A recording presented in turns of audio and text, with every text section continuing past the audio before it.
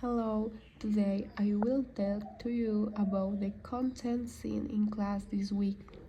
On Thursday, we will start in the unit and lesson 1 of the book Top Notch 3. We will learning about starting and maintaining short conversations. In an example, we learning that some things that we know in other countries could sound rude or uncomfortable, depending on the culture and customs of each country. But there also one people would try to adapt to the customs of the other. We also saw a little about how to ask or answer about each person's states, such as what name they like best, how they like to be called, how they would like to be called in the future, among other things. Then we talk about the international tag questions, its use and form. We use this to express some doubt or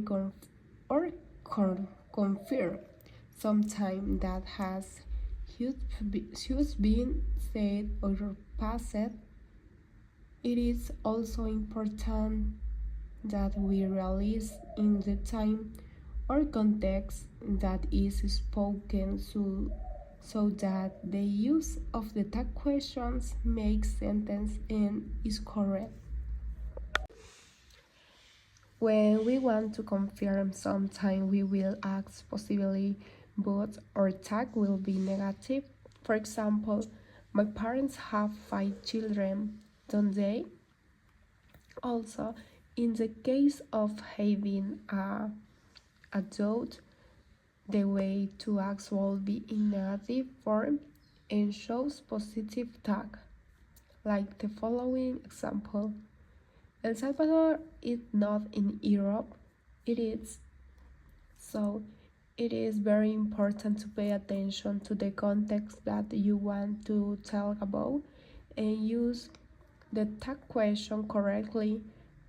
Followed by this, we carried out a salon activity and interact, and we were also practicing a little for our final exam of the race.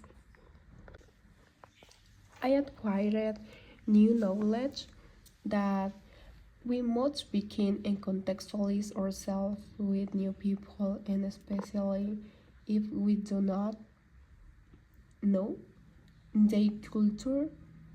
Also, how to make correct use of the tag question about their times and what auxiliary corresponds to it.